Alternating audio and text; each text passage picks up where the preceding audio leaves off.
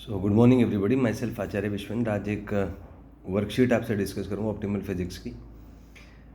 तो इसमें है कि एक इलेक्ट्रॉन मान लीजिए किसी nth एनर्जी स्टेट में मूव कर रहा है and it moves in forms of stationery waves of n lobes. तो ये मैंने इसको दिखाने के लिए इतना बड़ा इसको बनाया। ये साइज़ इसका काफ़ी कम होता है, तो आप देख सकते हैं जब साइज़ इसका काफ़ी छोटा होगा तो अप्रोक्सीमेटली इसका जो पूरा सर्कमफ्रेंशियल लेंथ होगा 2πr, वो n टाइम्स वेवलेंथ के इक्वल आ जाएगा।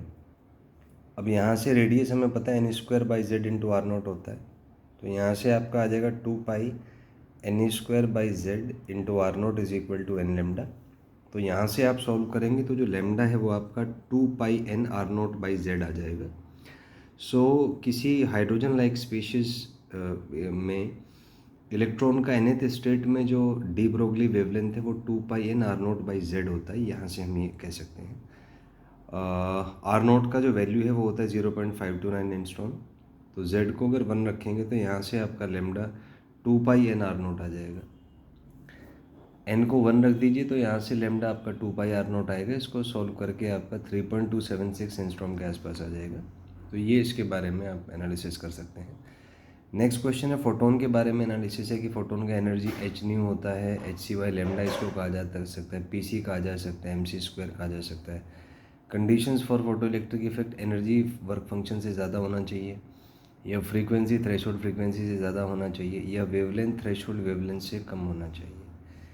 थर्ड थिंग इज़ जो kmax है वो h nu minus phi naught लिखा जा सकता है उसको, या hc/λ माइनस फाई नोट लिखा जा सकता है। फोर्थ इज kmax और फ्रीक्वेंसी का ग्राफ कुछ ऐसा होगा स्ट्रेट लाइन, और ये वाला जो फ्रीक्वेंसी है that will be the threshold frequency new not. उसके बाद अगर दो डिफरेंट ग्राफ्स आपको दिए हैं तो इनके कंपैरिजन्स अगर हम करें तो मान लीजिए कि यहाँ पे एंगल θ1 θ2 है, इसके कोरिस्पॉन्डिंग वर्क फंक्शन φ1, इसके कोरिस्पॉन्डिंग वर्क फंक्शन φ2 है। तो यहाँ से हम कह सकते हैं पहला पॉइंट कि दोनों एंगल सेम होंगे, और इसकी अगर एनालिसिस करें तो आप देख सकते हैं कि ये जो इंटरसेप्ट है मैग्नीट्यूड में ये वाला ज़्यादा है सेकंड का, तो हम कह सकते हैं कि सेकंड के कोरिस्पॉन्डिंग वर्क फंक्शन ज़्यादा आएगा, और जिसका वर्क फंक्शन ज़्यादा है उसका थ्रेशोल्ड फ्रीक्वेंसी भी ज़्यादा होगा लेकिन थ्रेशोल्ड वेवलेंथ कम होगा। तो ये चार एनालिसिस हम यहाँ से निकाल सकते हैं related to the graph. Next एक ग्राफ बेस्ड क्वेश्चन है जिसमें यूनिट साइज है 10⁻15 हर्ट्ज़ और यहाँ पे न्यूमेरिकल वैल्यू 9 है। तो इसमें आपको वर्क फंक्शन थ्रेशोल्ड फ्रीक्वेंसी निकालना है, तो ये 9 × 10⁻15 हर्ट्ज़ हो जाएगा। फिर work function h new not होता है, यहाँ से आप कैलकुलेशंस करेंगे तो ये 5.94 × 10⁻18 जूल आएगा। वहीं पे इलेक्ट्रॉन वोल्ट में कंपेयर करें तो 32.26 इलेक्ट्रॉन वोल्ट आ जाएगा। वहीं से अगर लेमडा नोट कंपेयर करें तो ये 3333 एंगस्ट्रॉम के आसपास आ जाएगा। So these are the calculation showing this. आइए इस पे आगे चलेंगे। नेक्स्ट मान लीजिए ग्राफ आपको दिया हुआ है और ग्राफ है kmax और लेमडा के 1/λ के बीच में।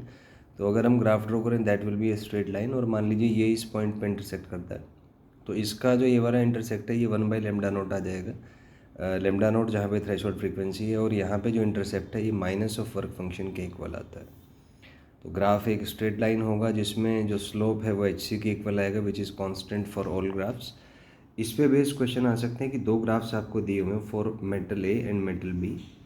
तो सबसे पहला एनालिसिस एंगल का है, तो दोनों के एंगल सेम होंगे क्योंकि hc है जो कांस्टेंट होता है। सेकंड, आप यहाँ से ग्राफ से रीड कर सकते हैं कि 1/λ नोट बी बड़ा है 1/λ नोट ए से। थर्ड एनालिसिस है अगर 1/λ नोट बी का बड़ा है इसका मतलब लेमडा नोट बी का कम होगा लेमडा नोट ए से। और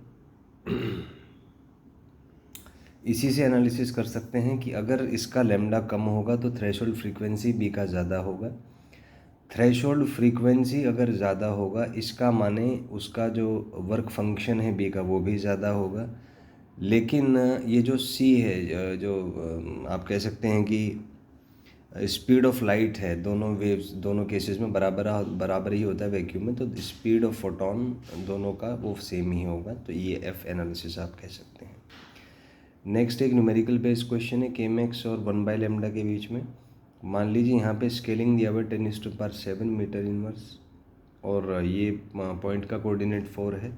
तो पहला क्वेश्चन आपसे 1/λ नोट पूछा है, तो यहाँ से हम कह सकते हैं कि 1/λ नोट 4 × 10⁻⁷ मीटर इनवर्स होगा, फर्स्ट थिंग।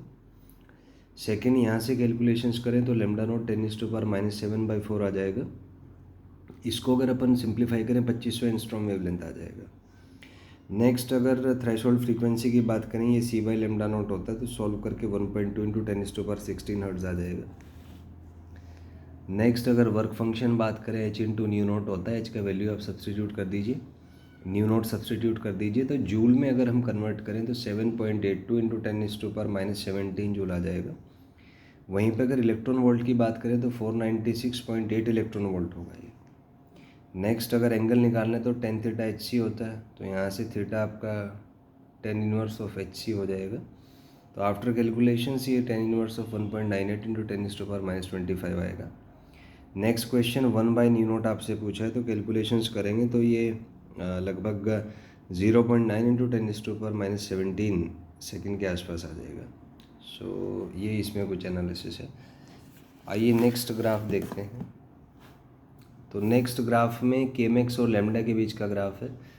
तो आप देख सकते हैं कि लैम्डा अगर 0 को टेंड करेगा तो केमेक्स इन्फिनिटी को टेंड करेगा, और लैम्डा अगर मैं लैम्डा नोट कर दूं तो केमेक्स 0 हो जाएगा। And we know that lambda naught के बाद फोटो इलेक्ट्रिक इफेक्ट पॉसिबल ही नहीं है। तो ये ग्राफ जो है पार्ट ऑफ रेक्टेंगुलर हाइपरबोला होगा, इस तरीके से आप देख सकते हैं।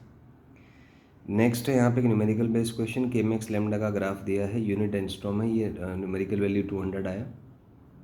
क्वेश्चन नंबर 1, लैम्डा नोट क्या है, तो लैम्डा नोट यहाँ पे 200 एंगस्ट्रॉम हो जाएगा, जिसको अगर हम सॉल्व करें तो 2 × 10⁻⁸ मीटर आएगा।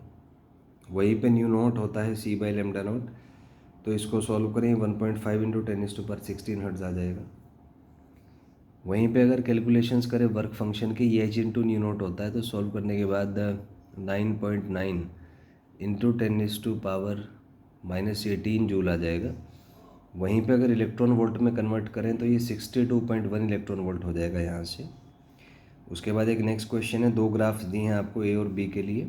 तो ग्राफ के एनालिसिस से हम कह सकते हैं कि लैम्डा नॉट फॉर B जो है वो बड़ा होगा लैम्डा नॉट फॉर A से।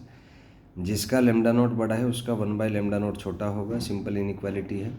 भाई 5 इज़ ग्रेटर देन 3, तो 1/5 लेस देन 1/3 होता है। और जिसका 1/λ नॉट छोटा होगा, इसका मतलब है कि उसका थ्रेशोल्ड फ्रीक्वेंसी कम होगा। सो lambda naught new not B will be less than new not A, क्योंकि इन्वर्स रिलेशन में होते हैं ये। और जिसका थ्रेशोल्ड फ्रीक्वेंसी कम है उसका वर्क फंक्शन भी कम होगा। तो ये एनालिसिस आप यहाँ से निकाल सकते हैं। नेक्स्ट यहाँ पे कॉन्सेप्ट है स्टॉपिंग पोटेंशियल का। तो मान लीजिए ये एमीटर है, ये कलेक्टर है, और यहाँ से केमेक्स से कोई फोटो इलेक्ट्रॉन मूव करना स्टार्ट करता है, और मान लीजिए कि इनके बीच का गैप 10 इलेक्ट्रॉन वोल्ट है। तो स्टॉपिंग पोटेंशियल का मतलब है कि हम एमीटर के रिस्पेक्ट में कलेक्टर को कितना नेगेटिव पोटेंशियल दें जिससे मैक्सिमम काइनेटिक एनर्जी वाला फोटो इलेक्ट्रॉन भी यहाँ तक पहुँचने में सक्षम ना हो। तो उसका कॉन्सेप्ट ये है कि मान लीजिए एमीटर का जो पोटेंशियल है 0 वोल्ट है, कलेक्टर का मान लेते हैं -Vs। तो अगर फास्टेस्ट या जिसका काइनेटिक एनर्जी केमेक्स है वो फोटो इलेक्ट्रॉन भी यहाँ से यहाँ नहीं पहुँच पा रहा, इसका मतलब ये हो गया कि इसके बीच का जो पोटेंशियल एनर्जी का गैप है वो मैक्सिमम काइनेटिक एनर्जी से भी ज़्यादा होना चाहिए। तो उससे क्या होगा कि मैक्सिमम केमेक्स वाला फोटो इलेक्ट्रॉन भी यहाँ से यहाँ पहुँचने में सक्षम नहीं होगा, और यदि मैक्सिमम काइनेटिक एनर्जी वाला फोटो इलेक्ट्रॉन नहीं पहुँचा तो बाकी कोई भी फोटो इलेक्ट्रॉन कलेक्टर तक नहीं पहुँचेगा और फोटो करंट 0 हो जाएगा। तो जिस मिनिमम पोटेंशियल पे ये होता है उसी को स्टॉपिंग पोटेंशियल कहा जाता है। तो यहाँ से अगर एनालिसिस करें तो EVA should be greater than Chemex. तो इसका मतलब है कोई भी फोटो इलेक्ट्रॉन कलेक्टर तक नहीं पहुँचेगा, तो VS should be greater than Chemex upon E, और इस केमेक्स E को ही हम स्टॉपिंग पोटेंशियल कहते हैं। तो ये थोड़ा सा कन्फ्यूज़न है, ध्यान रखें कि हम एक साइन कन्वेंशन के साथ बात करें तो स्टॉपिंग पोटेंशियल अगर डायरेक्टली पूछा है तो उसको आपको पॉजिटिव ही बताना है एज पर NCERT, लेकिन अगर उसमें पोलैरिटी का भी जिक्र है तो उसमें माइनस साइन भी आप यूज़ करेंगे। So this is analysis of this thing, और if you have any doubt you can ask in the comment section. Thank you and have a nice day.